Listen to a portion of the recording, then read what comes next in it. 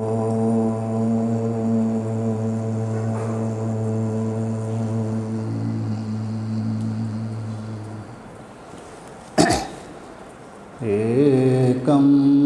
योगसमाधिना मुकुलितं चक्षुर्द्वितीया पुनः पार्वत्या जगन्नास्थलास्तनतटे शृङ्गारभारालसम् अन्यद्दूरनिरस्तचापमधना क्रोधोन्नलोदीपितं शम्भोर्भिन्नरसं समाधिसमये नेत्रत्रयं पातु वः। गुरुर्ब्रह्मा गुरुर्विष्णु गुरुर्देवो महेश्वरः गुरुः साक्षात् परं ब्रह्म तस्मै श्रीगुरवे नमः। तस्मै श्रीगुरवे नमः। ॐ शान्ति शान्ति शान्तिः। हम लोग योग सूत्र के विभूति पाद है जो तीसरा पाद, उसको लेकर विचार कर रहे हैं। यहाँ तक विचार हुआ था। पहले चित्त का परिणाम बता दिया, उसके द्वारा सारे जगत भूत और इंद्रिया भी तीन प्रकार के परिणामों से ग्रसित है। तत्पश्चात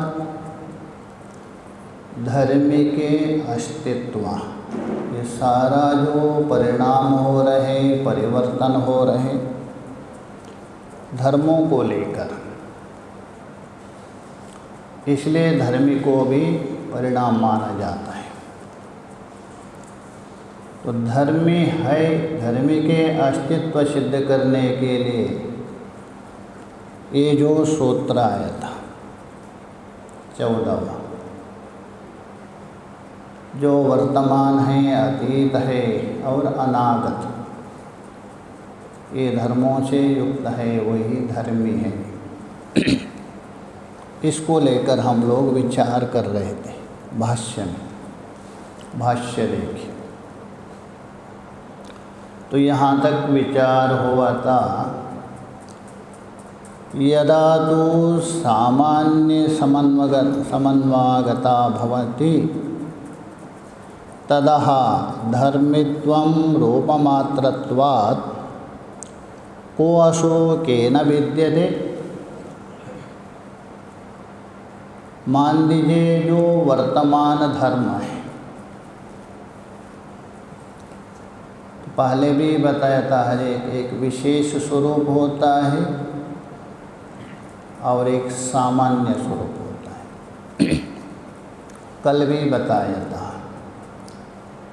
वृक्ष का जो सामान्य स्वरूप है वो बीजावस्था में, और वही बाद में अंकुरित हो जाता है, तभी विशेष स्वरूप में आता है। वैसा ही जब ये वर्तमान धर्म विशेष रूप में नहीं है किंतु सामान्य रूप में है, अर्थात अपना सामान्य मतलब अनभिव्यक्त रूप, ये समझ लीजिए। सामान्य मतलब अनभिव्यक्त रूप, विशेष का मतलब व्यक्त रूप। तो अनभिव्यक्त रूप से धर्मी में रहता है। तो उस समय में धर्मी स्वरूप मात्रत्वात्, उस समय में वो धर्मी स्वरूप मात्रा है, उससे भिन्न नहीं रहता है। जैसा वृक्ष बीज अवस्था में वो बीज स्वरूप मात्रा है, वृक्ष अलग भिन्न नहीं रहता है, सामान्य अवस्था है। उस समय में को असुहो के न भिद्यते, ऐसा होने के कारण कौन बोल तो किस रूप वाला है और किस व्यापार से अन्य धर्मों से भेद कर सकते हैं, अतः नहीं कर सकते। बीज अवस्था में जो वृक्ष है वो तो बीज अवस्था में है, क्या किसी अन्य वस्तु से उसको अलग कर सकते हैं? नहीं कर सकते। जैसा एक वृक्ष से दूसरे वृक्ष का भेद आप कर सकते हैं कभी, व्यक्त अवस्था में, विशेष अवस्था में, किंतु बीज अवस्था में नहीं कर सकते। अथवा मान लीजिए चिड़िया के 2 अंडे हैं, अब इसमें ये चिड़ियों का भेद नहीं कर सकते। हाँ, उससे यदि आप चिड़िया उत्पन्न हो गई तभी ये अलग है, इसका रंग अलग है, इसका रंग अलग, आप भेद कर सकते हैं। तो ये बता रहे कौन किस रूप वाला, वह किस व्यापार से अन्य धर्मों से भिन्न होगा, अर्थात भिन्न नहीं कर सकता। तो निचोड़ के ये आ गया, जहाँ भी भेद व्यवहार होता है विशेष अवस्था को लेकर, सामान्य अवस्था को लेकर। लोक में भी देखिए, महात्मा भेद नहीं हुआ, विशेष हो गया, कोठारी जी है, महंत है, मंडलेश्वर, तभी से भेद होता है। तो सामान्य में भेद नहीं होता है, विशेष में होता है, ये बता दें। आगे बता रहे ये जो धर्म है इनका वर्गीकरण पूर्वक अलग करते हुए अलग अलग स्वरूप निर्वचन किया जाएगा। इनका भिन्न भिन्न स्वरूप बता रहे। देखिए, तत्र त्रया खलु धर्मिणो धर्मः, ये प्रसिद्ध है। धर्म के 3 प्रकार के धर्म होते हैं। धर्म के 3 कौन है? सूत्रकार ने बता दिया, शांत है, उदित है, अव्यपदेश। शांत का मतलब अतीत, उदित का मतलब वर्तमान, अव्यपदेश का मतलब भविष्यत, अनागत। ये हर एक पदार्थ का 3 धर्म है काल को लेकर। तत्र उन तीनों में से, तो 3 बता दिया, काल को लेकर 3 धर्म बता। उनमें से ये व्यापारान कृत्वा उपरतः, पहले व्यापार मतलब क्रिया कर दिया, तो क्रिया हो रहे उस समय में कौन सा रहेगा? काल, वर्तमान रहेगा। और क्रिया होने के बाद उपरत हो रहे तभी अतीत हो जाएगा। इसका मतलब पहले वर्तमान रहता है, बाद में अतीत होता है। जो कार्य हो रहे, 2 कार्य चल रहे, उस अवस्था को वर्तमान कहते हैं। और वो कार्य समाप्त होने के बाद अतीत। जैसे मकान बन रहे, अभी वर्तमान है, कार्य समाप्त होने के बाद अतीत हो गए। इसका मतलब पहले वर्तमान, उसके बाद अतीत होता है। वर्तमान के बिना अतीत नहीं होता। तो ये बता रहे उपरता मतलब उपरत होता है, उसको अतीत धर्म कहते हैं। सव्यापारा व्यापारी सह विद्यमाना, व्यापार के साथ क्रिया के साथ जो विद्यमान है वर्तमान है उसको कहते उदिता। उदित बोल तो वर्तमान, तो उसको वर्तमान धर्म कह रहे। तेचा, अभी देखिए वर्तमान धर्म है अनागतस्य लक्षणस्य समानांतरः। अनागत का मतलब भविष्यत धर्म, वो जो अनागत है भविष्यत कहिए अथवा उसी को ही अव्यपदेश कहिए, उस धर्म का समानांतरा, समानांतर मतलब अव्यवहित रूपेण पश्चात भावी। जो वर्तमान धर्म है अनागत धर्म के ठीक बाद में आने वाला। देखिए वर्तमान के बाद में कौन आता है? अतीत भी बाद में। हम काल को बोलते पहले अतीत है, वर्तमान है, भविष्यत कहते। ये अतीत और भविष्यत व्यवहार किस में हो रहे हैं? वर्तमान को लेकर। बीता हुआ वर्तमान को अतीत कहा दिया, कल आने वाला वर्तमान को अनागत कहा दिया। इसलिए पहले वर्तमान हो, वो बीत जाएगा तभी अतीत हो गया। और वर्तमान धर्म है, उसके ठीक बाद में आने वाला धर्म अतीत हो गया। और वर्तमान धर्म है अनागत धर्म के ठीक में बाद में आता है। अनागत बाद में नहीं, पहले अनागत रहता है उसके बाद वर्तमान है। जैसा कल आने वाला जो कल है उसमें जो कार्य हो रहे हैं वो जो वर्तमान है उससे पहले क्या है? अनागत है, वो अनागत है। और वो कल जाके जो अनागत क्या होगा? वर्तमान होगा। इसीलिए हम लोग है ना पहले वर्तमान उसके बाद अनागत, ऐसा नहीं। जो अनागत पहले रहता है उसके बाद वर्तमान रहता है। आने वाला वर्तमान, आने वाला बोल तो कल जो वर्तमान है उसको हम क्या कहते हैं? भविष्यत कहते हैं ना। तो इसका मतलब भविष्यत पहले है उसके बाद वर्तमान होता है, यही बता रहे हैं। तो अव्यवहित रूपेण पश्चात भावी मतलब वर्तमान धर्म अनागत मतलब भविष्यत धर्म के ठीक बाद में होता है। और वर्तमानस्य अनंतरा अतीता, अतीत भी पहले वर्तमान रहेगा, कार्य करेगा, वो कार्य समाप्त होने के बाद वो अतीत होता है। पहले अतीत नहीं रहता है। अतीत व्यवहार कभी होगा? वर्तमान बीत जाएगा तभी, इसलिए बता रहे हैं अतीत कहा जाता है।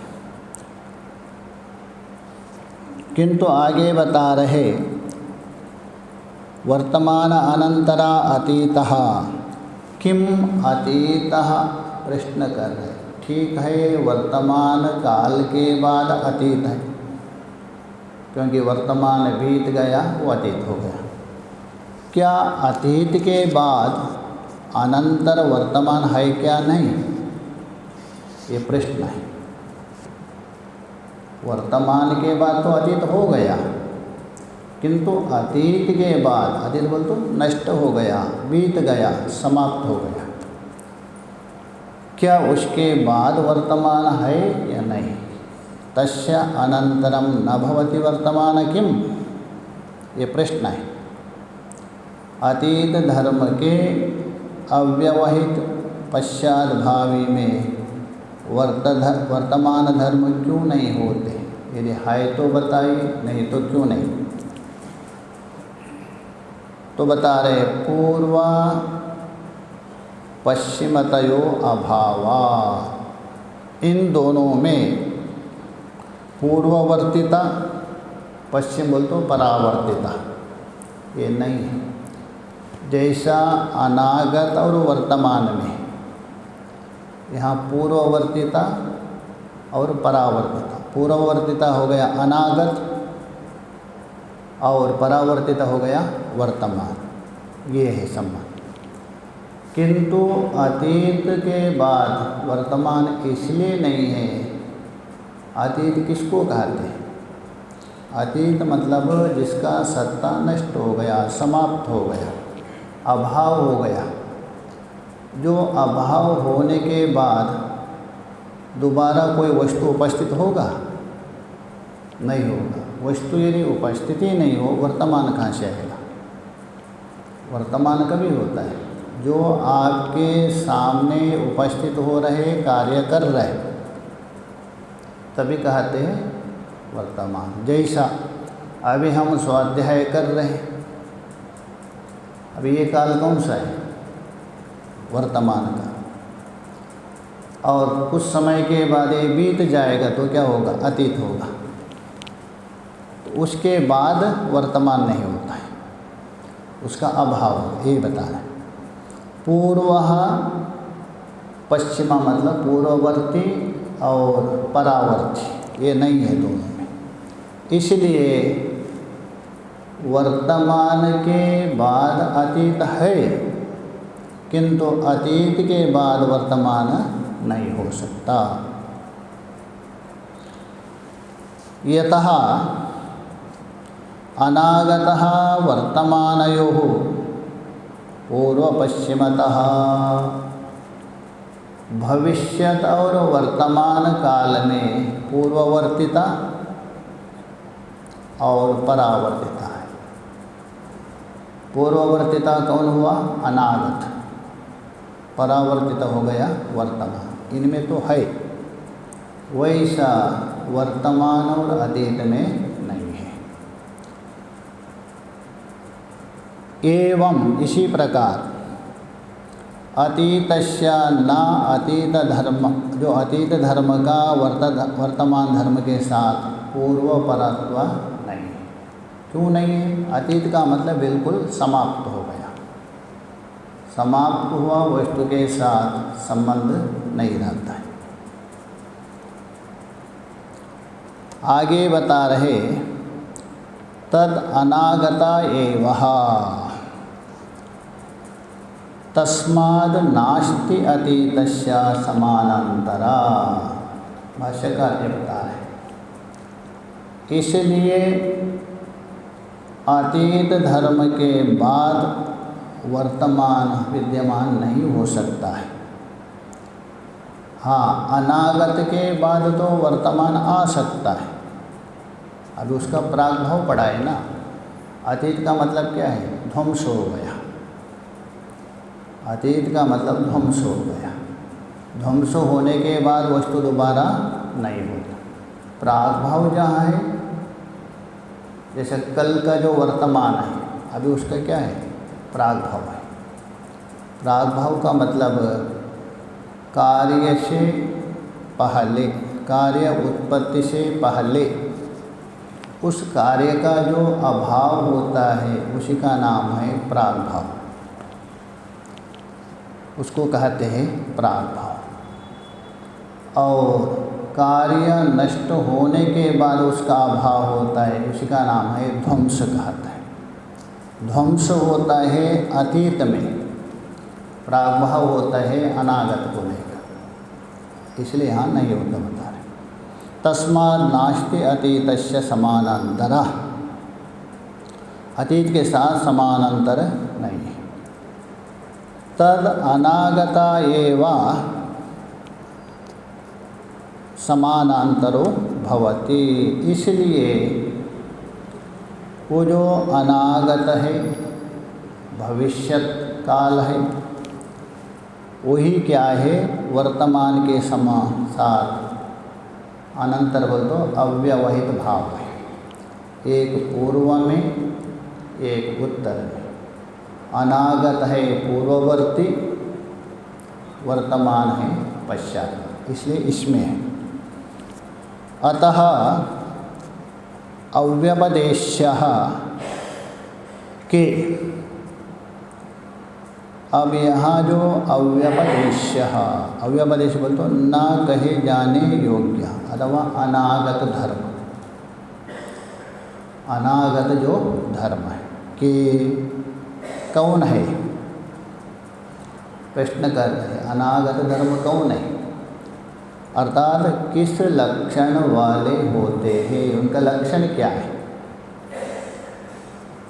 उसको लेके यहाँ प्रश्न कर रहे हैं। ऐसा तो पीछे उत्तर दिया था, व्यापारान् करिष्यन्ति ते अव्यपदेश्यः, अर्थात जो धर्म व्यापारों को आगे चलकर पूरा करेगा, अभी नहीं आगे जाके करेगा, उसको क्या कहा, अनागत अथवा भविष्य। किंतु ये लक्षण ठीक नहीं है, ये लक्षण निर्दुष्ट लक्षण नहीं है, इनमें दोष है। क्योंकि बहुत से ऐसे अनेक अनंत धर्म हैं, अनागत रूप में तो रहते, कभी व्यापार करते ही नहीं, अनागत रूप से रहेगा किंतु व्यापार करते ही नहीं, इसलिए ये लक्षण ठीक नहीं। इसलिए यहाँ भाष्यकार उसी को ही परिष्कार करने के लिए अनागत का आगे बता रहे हैं कि सर्वं सर्वात्मकम, सभी धर्मी, सर्वात्मक बोल तो सर्वशक्तिमान होते, या सर्वम शब्द से लेना धर्मी लेना, सभी धर्मी, और सर्वात्मक बोल तो सर्वशक्तिमान, सभी धर्मी में सभी सामर्थ्य है, ये सभी शक्तियाँ सर्व विकार उत्पन्न करने में सामर्थ्य रखती। जैसा मोटे तरफ से ले लीजिए, सोना नाम का एक धर्मी, सोना हो गया, और सर्वशक्तिमान मतलब कुंडल बनाने का भी शक्ति वाला है, हार बनाने का, बर्तन है, कटक है, नूपुर है, सब बनाने की सामर्थ्य वाला है धर्मी में। हाँ, इतना है, उसके लिए अनुकूल देश काल आकार ये होना चाहिए, अन्यथा सोना में बर्तन भी होना चाहिए, सोना में कुंडल भी एक साथ, उसमें अनुकूल देश काल आकार हो, तभी धर्म में सभी शक्ति में परिणत हो जाएगा। यत्र बोल तो जिस विषय में, अर्थात सभी वस्तुएं सभी स्वरूप है, सभी धर्मी सर्वात्मक है, ये तो वैयाकरण भी मानते बस, सर्वे वर्णः सर्ववाचकः, सभी शब्द सभी के वाचक है, किंतु उसको नियोजन करने वाला होना चाहिए। जैसा जंगल में रहने वाले जितने भी जो पत्ते हैं, कोई ना कोई औषधिदायक है, किंतु जानकारी होनी चाहिए। ऐसा नहीं, कोई पत्ता ऐसा नहीं जो औषधि ना हो, किंतु डॉक्टर है, वैद्य लोग, उनको पता है। वैसे ही सभी धर्मों को, कार्य को उत्पन्न करने के सामर्थ्य वाला है, किंतु समय को लेकर, देश को लेकर और निमित्त को लेकर होता है। तो वही बता रहे, यत्र का मतलब जिस विषय में, अर्थात सभी वस्तु सर्व कार्यात्मक है, उस विषय में। उक्तम, पूर्वाचार्यों ने कहा है, पंचशिकाचार्य ने, जलभूम्योः परिणामिकं रसादि वैश्वरूप्यम। जैसा पृथ्वी है और जल, जल और भूमि का जो परिणाम मतलब विकार, किसका? जल का और पृथ्वी का विकार कौन हो गया? रसादि वैश्य रूपम। रस बोल तो रस है, गंध है, रूप है, अनेक रूप में परिणत हो रहे। ये अनेक रूप में जो परिणत हो रहे किससे? पृथ्वी और जल से। जैसे बीज है, मान लीजिए कोई पुष्प का ही लीजिए, ये क्या है? बीज पृथ्वी है, और पृथ्वी में डाल दिया, जल भी डाल दिया, ये दोनों मिल करके परिवर्तन हो गया। उसमें गंध भी आ रहे, रूप भी है, रस भी है। ये सब किसका परिवर्तन? पृथ्वी और जल का ही। तो ये बता रहे। तो अनेक रूपत्व, वैचित्र का मतलब है अनेक रूपत्व परिणत हो रहे। ये दो जो धर्मी हो गए, जल और पृथ्वी, वो अनेक रूप से, विचित्र रूप से परिवर्तन हो रहे। स्थावरेषु, स्थावर मतलब निर्जीव जड़ पदार्थ, उन पदार्थों से आचार वस्तुओं में परिवर्तन होता है। स्थावरों के द्वारा, स्थावर बोलते हैं निर्जीव पदार्थ, उनमें आचार वस्तुओं में दृष्टम देखा जाता है। अर्थात स्थावरेषु दृष्टम, ये सब स्थावर हो गया, उनमें देखा जाता। ततः स्थावराणाम, वैसा ही स्थावर है अचर पदार्थों का परिणाम विकार जंगमेशु। जैसा अन्न है, जल है, ये सब क्या है? स्थावर है कि जंगम? अन्न है, जल है, स्थावर है कि जंगम? ये स्थावर है। अच्छा, अन्न खाते हैं, परिवर्तन हो रहे चेतन में, वो तो जड़ है, परिवर्तन हो रहे चेतन में। तो जड़ के द्वारा जड़ भी परिवर्तन हो रहे, जड़ के द्वारा चेतन भी परिवर्तन हो रहे। रस बन रहे, खून बन रहे, क्या है? चेतन में हो रहे ना। तो ये बता रहा है जंगमेशु, अर्थात सजीव पदार्थ में देखा जाता है। और जंगमानाम स्थावरेषु इति, जंगम पदार्थ है, उनमें स्थावर में परिणत होता है।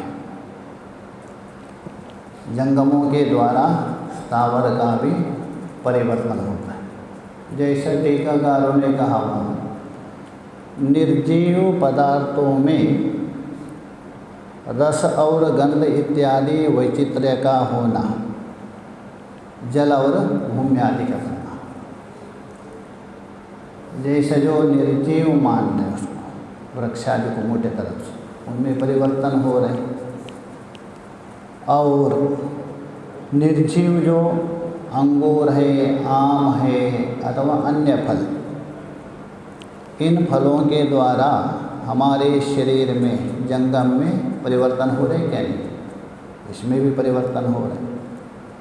वैसे ही ऐसा मानते हैं, जैसा रुधिरादि का सेचन करने से अनार का पेड़ है वृद्धि होता है, तो ये अपना जंगम के द्वारा अपना स्थावर है उसमें वृद्धि हो रहा है, ऐसा माना जाता है। अथवा मछली, अथवा मछली के डालने से कटहल का जो फल है उसमें अच्छा आता है बोलते हैं। तो मछली आदि क्या है? स्थावर है, जंगम है। कटहल का पेड़ स्थावर, स्थावर बोल तो एक जगह में रहने वाला। तो स्थावर के द्वारा जंगम में परिवर्तन होता है, और जंगम के द्वारा स्थावर में भी परिवर्तन होता है। इसलिए सभी में सभी धर्म है। एवं इस प्रकार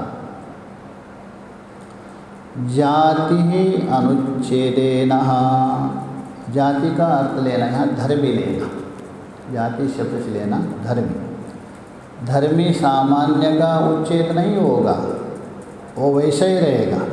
सभी धर्मों में सर्वत्र विद्यमान होने के कारण सर्वम सर्वात्मकम, सकल पदार्थ सर्वशक्ति संपन्न होते, सभी पदार्थ में सभी सामर्थ्य है। अच्छा, एक धर्मी में समस्त जो कार्य को उत्पन्न करने की सामर्थ्य है, ये आपने बताया। एक धर्मी एक है और उसमें सभी कार्य उत्पन्न करने की सामर्थ्य है, तो क्यों नहीं होता एक साथ? उसके लिए बता रहे, देखिए। देश कालः आकारः निमित्त संबंधा, मतलब देश काल आकार और सहकारी कारणों के संबंध ना होने से, इनके संबंध के अभाव से सामर्थ्य तो है किंतु उत्पन्न नहीं कर सकते। जैसा कश्मीर देश में अभिव्यक्त होता है कौन? केसर। ये मद्र देश अथवा पांचाल देश में नहीं हो सकता है, क्योंकि वो देश उसके लिए अनुकूल नहीं। काल देखिए, शीतकाल में ही तरबूज आदि का आविर्भाव होता है, अन्य काल में नहीं होता है। काल को लेकर, आकार को लेकर भी, जैसा मृगाकार में मनुष्याकार आविर्भाव नहीं होता है। मृग का जो आकार है उस रूप से मनुष्य का आकार नहीं होता है, ये निमित्त भिन्न हो गया। उसी प्रकार निमित्त को भी लेकर इनके अभाव होने से धर्म में सामर्थ्य तो सब कुछ है किंतु प्रकट है। जैसा बिजली है, बिजली में क्या है? प्रकाश करने का सामर्थ्य है।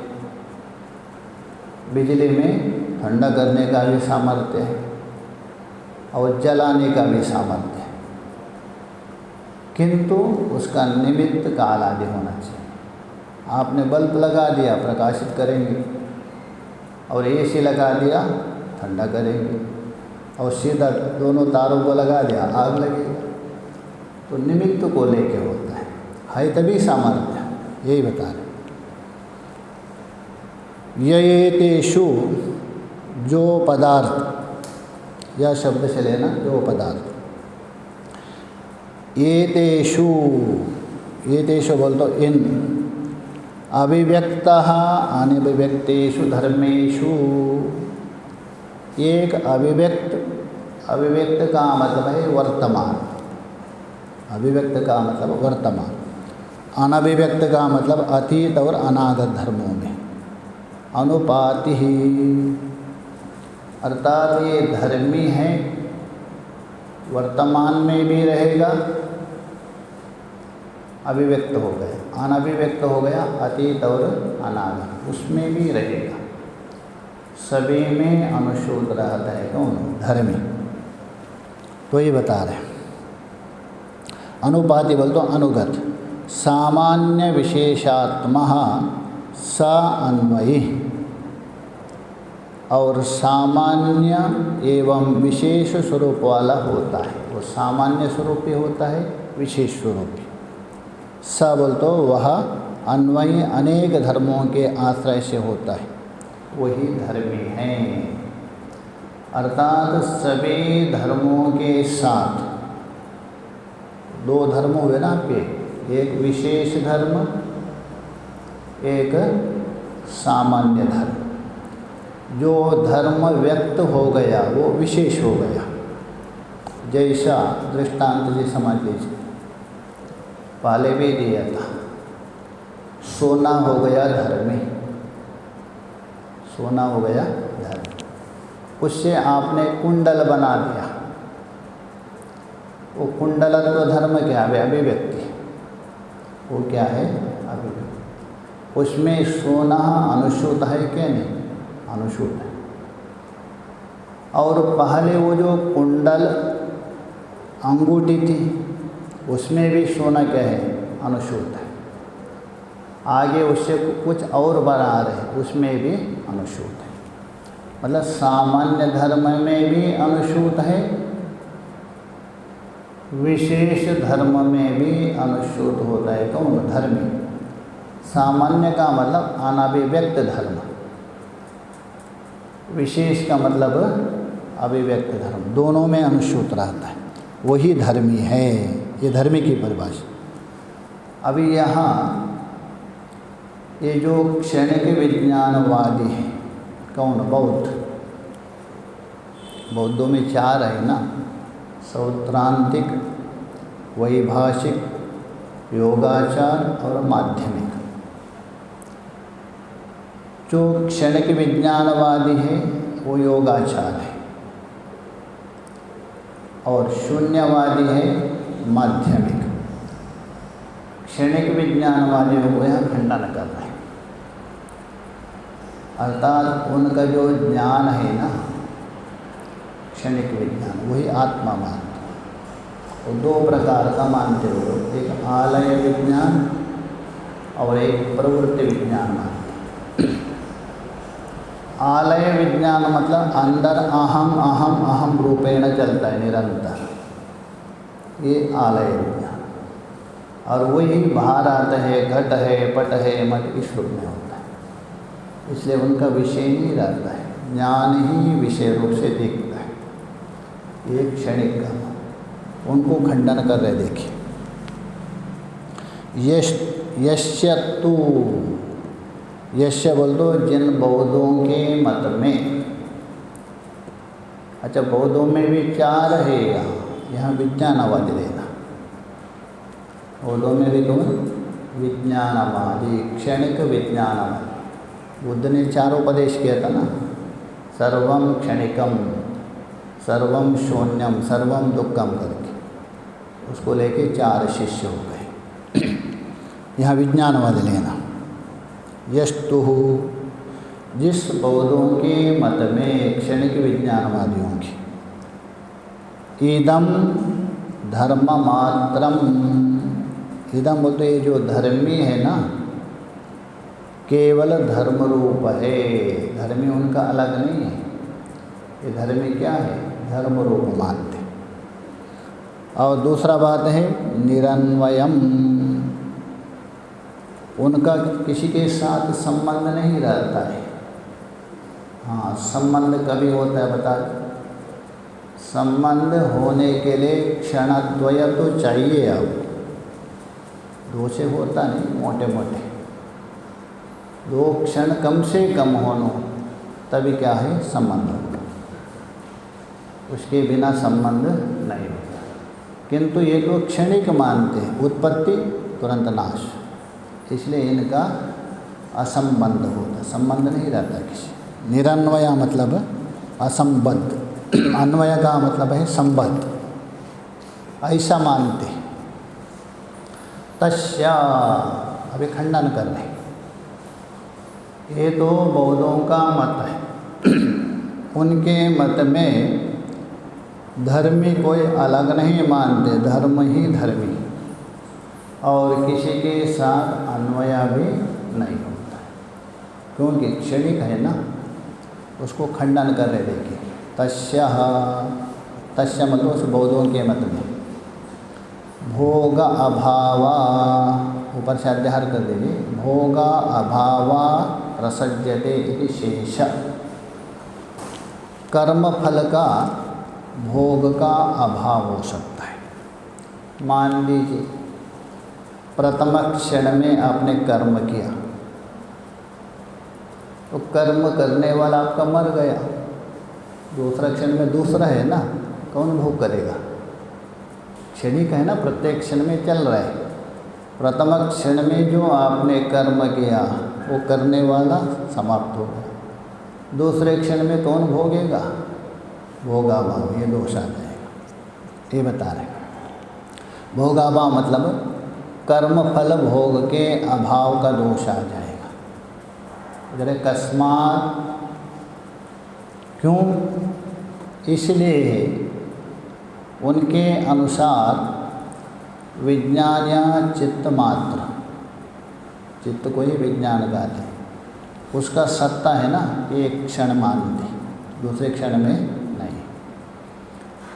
और शेष पदार्थ उनका विज्ञान का ही विकार है, बस ज्ञान का ही विकार है। तो ये बता रहे अन्येन विज्ञानेन कृतस्य कर्मणा भोक्तृत्वेन अन्यत् कथम। उनके मत में भोग क्यों नहीं होगा? उत्तर दे रहे हैं अन्येन विज्ञानेन कृतस्य कर्मणा। अन्येन बोल तो प्रथम क्षण विज्ञान ने कर्म के, विज्ञान मतलब वही उनका आत्मा है। प्रथम क्षण जिसने कर्म किया और कर्म करते हुए वो क्या हुआ? नष्ट हो गए। तो भोग क्या दूसरा करेंगे क्या? मैंने जो कर्म किया, इस कर्म का फल आप क्या भोगेंगे? नहीं। तो प्रथम क्षण किया हुआ जो कर्म है, दूसरा क्षण कैसे भोगेगा? यही बता रहे। अन्येन विज्ञानेन कृतस्य कर्मणा भोक्तृत्वेन, भोक्त के रूप में अन्यत अन्यचित कथम अधिक्रियते, वो अधिकारी कैसा बनेगा? क्योंकि क्षणिक है ना सब, ये एक दोष आ जाएगा। और दूसरा एक दोष ले रहा है, एक ये दोष हो गया। और दूसरा बात है तत्स्मृत्याभावश्च, स्मृति का संभव नहीं होगा। जैसा आपने कार्य किया, अनुभव किया, अनुभव करने के बाद संस्कार उत्पन्न होते, संस्कार के बाद स्मृति होती। अच्छा, आपने अनुभव किया, स्मृति मुझे हो रही क्या? जिसने अनुभव किया उसको स्मृति होती। प्रथम क्षण में आपने अनुभव किया, उतने में उनका आत्मा क्षणिक विज्ञान नष्ट हो गया, तो स्मृति किसको होगा? स्मृति तो नहीं होनी चाहिए, दूसरे को स्मृति नहीं होती, ये भी दोष है। स्मृति अभावश्च, क्यों? नान्यदृष्टस्य स्मरणम अन्यस्य अस्ति। एक ने देखा हुआ पदार्थ अथवा एक ने अनुभव किया वस्तु, उसका स्मरण दूसरे के लिए नहीं होता। अरे बौद्ध, आपका तो प्रथम क्षण में देखा हुआ वस्तु दूसरे क्षण में आपका दूसरा है, उसको स्मरण नहीं होना चाहिए। क्षणिक में ये दोष आता है। और दूसरा, ये शास्त्र भी व्यर्थ होगा, उपदेश भी व्यर्थ होगा, ये सारा दोष आ जाएगा। शास्त्र भी क्या के लिए? पुण्य कर्म तो है ही। आपने पुण्य किया तो आपके साथ पुण्य नष्ट हो गया, आपने पाप किया उसी समय आपका पाप भी नष्ट, भोग भी नहीं है, सारा दोष आ जाएगा। किंतु यहाँ दो ही दिया, कर्मफल का भोग का अभाव, स्मृति अभाव, और भी बहुत दोष उठाया। आपके जो आचार्य उपदेश करते हैं ये भी व्यर्थ हो जाएगा, सारा दोष आ जाएगा। तो ये बोले नान्य दृष्टस्य स्मरण अन्य अस्ति। तो इसलिए सिद्ध होता है आपको एक स्थायी धर्मी मानना पड़ेगा।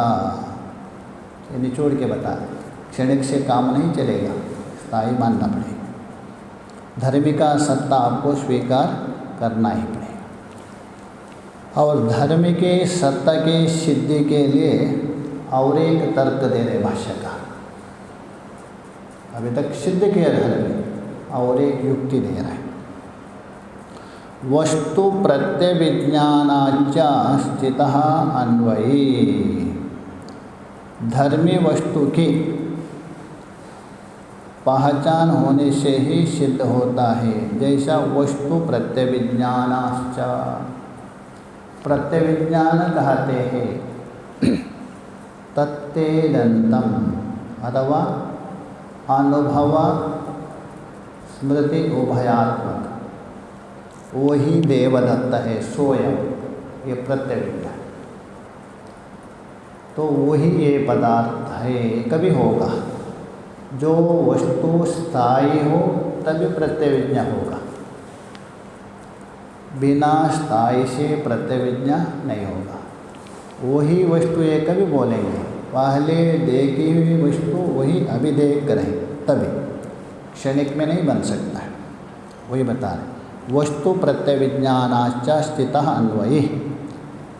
धर्मी वस्तु की धर्मों के परिवर्तित होने पर भी, धर्म परिवर्तन हो रहे तो भी, परिवर्तन होने पर भी उसका एक रूप से पहचान होता है। इससे भी सिद्ध होता है धर्मी है। यदि धर्मी ना होता तो आपको प्रत्यविज्ञा नहीं होना चाहिए। या धर्म अन्यत्वमपि उपगता, अन्य धर्मता को प्राप्त होने पर भी, अर्थात अन्य धर्म वाला होकर भी प्रत्यविज्ञायते, तो प्रत्यविज्ञा हो रहे। अच्छा, ये प्रत्यविज्ञा हो रहे किसको लेकर? धर्म को लेकर नहीं। जैसा आपके पास सोना था, 10 तोला था, वह 1 तोला मान लीजिए। पहले आपने उससे कोई अंगूठी बना दिया और उसके बाद गला करके आपने हार बना दिया। किसने पूछा, अरे कहाँ से? अरे जो पहले मेरे पास सोना था ना, उसी से बनाया। पहले आपका तो सोना थोड़ा था, अंगूठी थी, अभी हार हो गए, परिवर्तन हुआ कि नहीं? तो भी प्रत्यविज्ञा हो रही कि नहीं? पहले जो सोना था उसी सोना से बनाया। ये किसको लेकर प्रत्यविज्ञा हो रही? धर्मी को लेकर, सोने को लेकर, धर्म को लेकर। इससे भी सिद्ध होता है कि धर्मी है, धर्मी स्थायी है, अपेक्षाकृत। यही बता रहे। तो धर्मान्यत्वापि प्रत्यविज्ञायते, धर्म अन्य होने पर भी प्रत्यविज्ञा होती। प्रत्यय बोलते वही ये पदार्थ है, ये प्रत्यविज्ञा है। तस्मात्, इसलिए निचोड़ के बता रहे, तस्मात् इदं निरन्वयं धर्ममात्रं न इति। इसलिए यह धर्मी, ये जो धर्मी, तो यहाँ जो देखे धर्मी में इदम शब्द प्रयोग होगा नहीं, किंतु विधेय अंश में धर्म मात्र की विवक्षा करके यहाँ नपुंसकलिंग प्रयोग कर रहे हैं। नहीं तो धर्मी नपुंसक में प्रयोग नहीं होता है। जो विधेय अंश है, विधेय अंश है धर्म मात्रा, तो धर्म नपुंसक है, उसको लेकर धर्मी को भी नपुंसक में प्रयोग कर रहे हैं, अन्यथा नहीं। इदम, ये जो धर्मी, निरन्वयम, निरन्वय बोल तो असंबद्ध, अन्वया कहते हैं संबंध। तो निरन्वयम, सभी धर्मों में असंबद्ध अर्थात निर्धर्मक, धर्ममात्रम न इति, केवल धर्म रूप नहीं है, अर्थात ये धर्मी है, सभी धर्मों के साथ अन्वय होता है। बौद्धों ने केवल क्या कहा? धर्म मात्र कहा गया, ऐसा होगा नहीं। धर्म से अतिरिक्त सभी धर्मों के साथ संबंध रखने वाला एक धर्म आपको मानना ही पड़ेगा, अन्यथा ऊपर के सारे दोष आ जाएगा। कर्म भोग नहीं बनेगा, स्मृति नहीं बन सकती है, प्रत्यविज्ञा नहीं होगा, ये सारा दोष आता है। इसलिए एक स्थायी आपको मानना पड़ेगा। धर्म तो स्थायी है ही नहीं, परिवर्तन हो रहे, किंतु धर्मी ये लोक में भी देखिए, पहले कोई हिंदू धर्म मानता था व्यक्ति, छोड़ दिया ईसाई बन गया, धर्म तो परिवर्तन, किंतु व्यक्ति वही है, व्यक्ति में परिवर्तन, जो मान रहा था वो परिवर्तन। उसको स्थायी मानना चाहिए, ये बता दिया। उसके बाद आगे जो सूत्र आ रहे, तो आपने धर्म के सिद्धि बता दिया।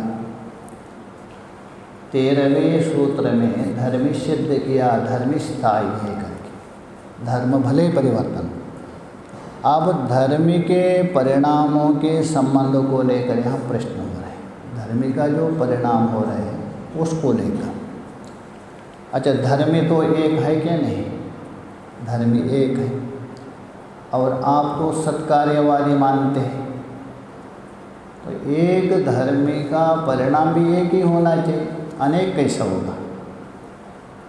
अनेक तो नहीं होना चाहिए ना। किंतु यहाँ तो आपने क्या कहा जाता, सभी रूप से परिवर्तन होगा। उसके लिए समाधान करने के लिए आगे का सूत्र,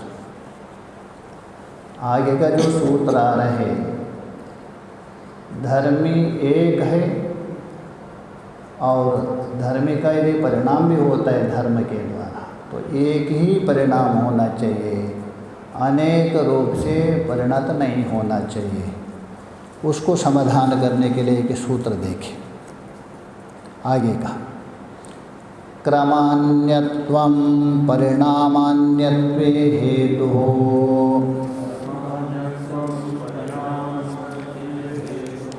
यहाँ बता रहे परिणाम अन्यत्व, वहाँ अन्वय कर दीजिए। परिणाम में जो अन्यत्व बोल तो भिन्न भिन्नता आ रहे, जैसा कुंडल रूप से परिणत हो गया, हार रूप से परिणत हो गया, कटक रूप से परिणत हो गया, भिन्न भिन्न हो रहे। ये जो परिणाम में जो भिन्नत्व आ रहे, अनेकत्व, उसमें कारण कौन है? क्रम अन्यत्वम, अर्थात उसमें जो क्रम है वो क्रम में अन्यत्व आ रहे, इसलिए परिणाम भी भिन्न भिन्न। पहले जो क्रम था उसका अलग था, दूसरे में क्रम दूसरा हो गया, तीसरे में क्रम तीसरा हो गया। एक क्रम के भेद को लेकर परिणाम भी अलग अलग हो रहे, धर्म को लेकर नहीं, धर्म एक ही रहेगा। तो परिणाम अन्यत्व हो रहे किसको लेकर? क्रम को लेकर, उसमें होने वाला जो क्रम है उसको लेकर। भाष्य में देखिए, भाष्यकार बता रहे, एकस्य धर्मिणः एक एव परिणामा इति प्रसक्ते, पहले आक्षेप है। एकस्य धर्मिणः बोल तो एक धर्मी का, एक एव परिणामा, एक ही परिणाम होगा, इति प्रसक्ते, ऐसा उपस्थित होने पर, मतलब एक धर्मी से एक ही परिणाम होना चाहिए, अनेक नहीं होना चाहिए, क्योंकि आप सत्कार्यवादी हैं ना। तो उत्तर दे रहे, क्रम अन्यत्वम परिणाम अन्यत्वे हेतुर्भवते। वहाँ पर अरे पूर्व पक्षी जी, यहाँ जो है जो क्रम है, अर्थात क्रम का मतलब एक के बाद दूसरा क्रम, अनेक रूपता, क्रम का मतलब अनेक रूपता, भिन्न भिन्न रूपता। ये जो अनेक रूपता है धर्मों का, ये परिणाम अन्यत्वे, धर्म के परिणाम बहुत में, हेतुर्भवते। यह हेतु का मतलब कौन सा है? उपादान भी नहीं है, निमित्त भी नहीं है।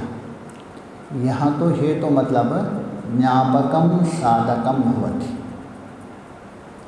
मतलब जो धर्मों का जो क्रम अलग अलग अलग दिख रहे हैं आपको, उसी को लेकर धर्म में अन्यत्व व्यवहार, ये ज्ञापक है अथवा साधक है, ना निमित्त भी नहीं है, उपादान भी है।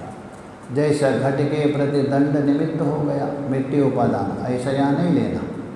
यहाँ हेतु शब्द का ज्ञापक लेना है, ज्ञापन करवा रहे हैं। जो क्रम बदल रहे हैं ना धर्मों में, वो धर्मी को अन्यत्व रूप से ज्ञापक करवा रहे हैं, तद्यता स्पष्ट कर रहे हैं। उसको लेके चूर्णामृत पिंडामृत, घटामृत, कपालामृत, कणामृत। मिट्टी तो एक ही है, एक होने पर भी ये कहा चूर्णामृत, पीसी हुई मिट्टी। पिंडामृत मतलब ढेला बनाया हुआ मिट्टी। देखिए मिट्टी तो एक है, उसका जो कर्म है मिट्टी में अलग अलग आ रहे हैं। और घटामृत, घटाकार बनी हुई मिट्टी। कपालामृत, कपाल के टूटने के बाद जो बचा हुआ में वो मिट्टी। कणामृत बोल तो वो भी टूटने के बाद कण मिट्टी। देखिए हम मिट्टी में अलग अलग आ रहे हैं, किसको लेकर? तो धर्मों का क्रमों को लेकर। इति च क्रमः, ये मृत्तिका नाम का धर्मी में ये भिन्न भिन्न विकार रूप धर्म है, उसको लेकर मिट्टी को भी आप अलग अलग मान रहे हैं। ये चूर्ण मिट्टी है, ये कपाल मिट्टी है, ये पिंड मिट्टी है करके। यो यस्य धर्मस्य समानांतर धर्म स तस्य क्रमः, स्पष्ट करना है। जो जिस धर्म का समानांतर बोल तो अव्यवहित परावर्ती, इसके बाद ये परावर्ती, अव्यवहित परावर्ती है धर्म। स वह धर्म है, तस्या पूर्ववर्ती धर्म का क्रम है। जैसा वाले चूर्ण मिट्टी थी, तो चूर्ण मिट्टी से क्या हो गया? पिंड मिट्टी हो गई। और पिंड से क्या हो गया? कपाल हो गया। कपाल के बाद घट हो गया। एक क्रम है। चूर्ण से सीधा जाके घट, एक क्रम नहीं बनेगा, व्यतिक्रम हो गया। चूर्ण, चूर्ण के बाद पिंड, पिंड के बाद कपाल, कपाल के बाद घट, ये उत्पत्ति का क्रम। अभी नाश का क्रम लीजिए। घट फूट गया, कपाल आ गया, कपालिका, उसके करते करते एक क्रम। एक उत्पत्ति का क्रम को लेकर मिट्टी का भेद हो गया, एक नाश को लेकर भेद होता है।